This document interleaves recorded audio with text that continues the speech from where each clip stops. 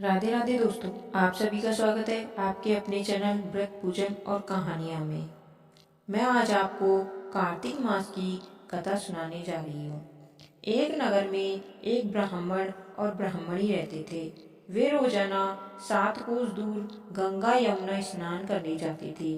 इतनी दूर आने और जाने में ब्राह्मणी थक जाती थी। तब ब्राह्मणी कहती थी कि हमारे एक बेटा होता तो कितना अच्छा रहता। बेटे के बहू आती तो हमें घर वापस जाने पर खाना बना हुआ मिलता और बहू घर का काम भी कर देती। ब्राह्मण की बात सुनकर ब्राह्मण ने कहा कि तूने बात तो सही कही, चल मैं तेरे लिए बहू ला ही देता हूँ। ब्राह्मण ने कहा कि एक पोटली में आटा डालकर कुछ मोहरे रख दे। ब्राह्मण के कहे अनुसार ब्राह्मणी ने पोटली बांध कर दे दी। पोटली लेकर ब्राह्मण चला गया। ब्राह्मण अभी कुछ दूर ही गया था कि उसे यमुना के किनारे बहुत ही सुंदर लड़कियां दिखाई दी। वे रेत में घर बनाकर खेल रही थी। उनमें से एक लड़की ने कहा कि मैं अपना घर नहीं बिगाड़ूंगी, मुझे तो रहने के लिए ये घर चाहिए। लड़की की बात सुनकर ब्राह्मण मन ही मन सोचने लगा कि बहू बनाने के लिए यही लड़की सही रहेगी। जब वह लड़की जाने लगी तो ब्राह्मण भी उसके पीछे पीछे उसके घर चला गया। वहां जाकर ब्राह्मण ने कहा, बेटी अभी कार्तिक मास चल रहा है, इसलिए मैं किसी के घर खाना नहीं खाता। मैं आटा लेकर आया हूँ, तुम अपनी माँ से पूछो कि क्या वह मेरे लिए आटा छानकर 4 रोटी बना देगी। यदि वह मेरा आटा छानकर रोटी बनाएगी तो ही मैं रोटी खाऊंगा।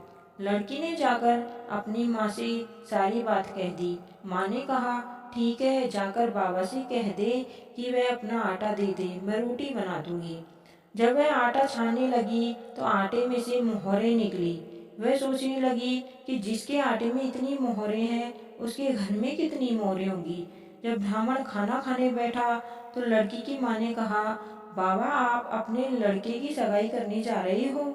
तब ब्राह्मण ने कहा कि मेरा बेटा तो काशी में पढ़ने गया हुआ है, लेकिन यदि तुम कहो तो खांड कटोरे से विवाह करके तेरी बेटी को अपने साथ ले जाऊं। लड़की की माँ ने कहा, ठीक है बाबा, और खांड कटोरे से शादी करके ब्राह्मण के साथ भेज दिया। ब्राह्मण ने घर आकर कहा, रामू की माँ दरवाजा खोलकर देख, मैं तेरे लिए बहू लेकर आया हूँ। ब्राह्मणी बोली, दुनिया ताने मारती थी, अब आप भी मारने लगे। हमारी तो 7 जन्म तक कोई बेटा बेटी नहीं है, तो बहू कहाँ से आएगी। ब्राह्मण ने कहा कि तू दरवाजा खोल कर तो देख।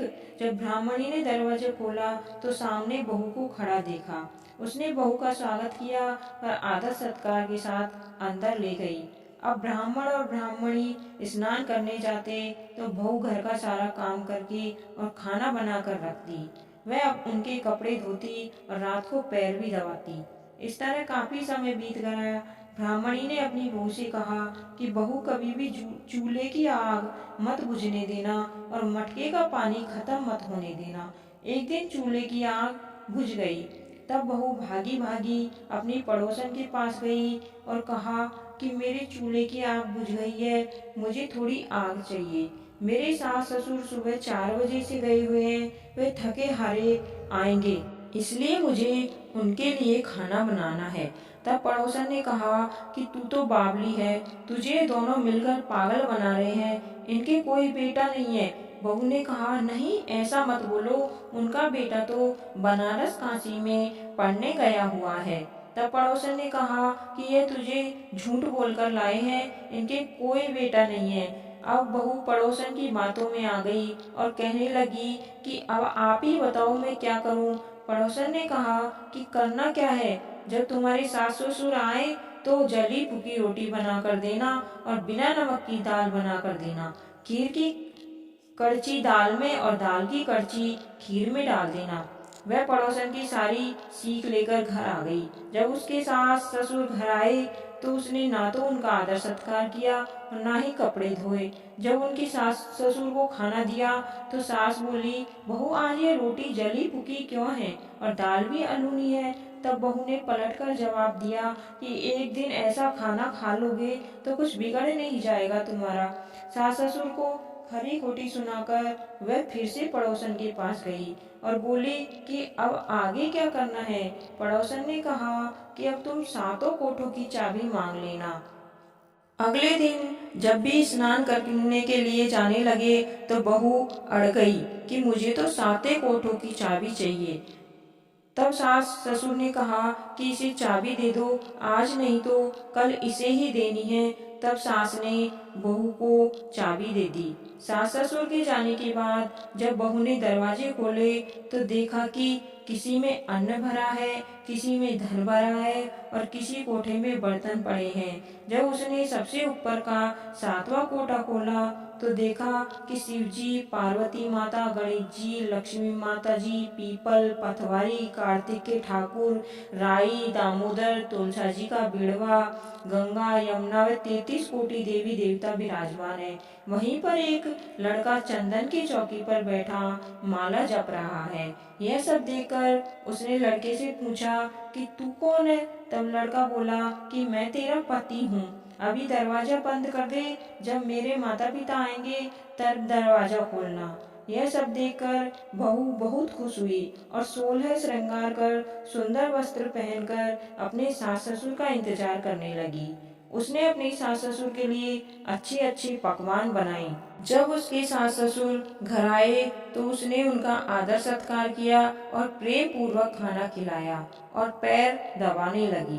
पैर दबाते दबाते बहू ने कहा कि माँ, आप इतनी दूर गंगा यमुना स्नान करने के लिए जाती हो तो आप थक जाती हो, इसलिए आप घर पर ही स्नान क्यों नहीं करती हो। यह सुन सास कहने लगी कि बेटी, गंगा यमुना घर पर तो नहीं बहती। तब उसने कहा, हाँ माँ जी, बहती है, चलो मैं आपको दिखाती हूँ।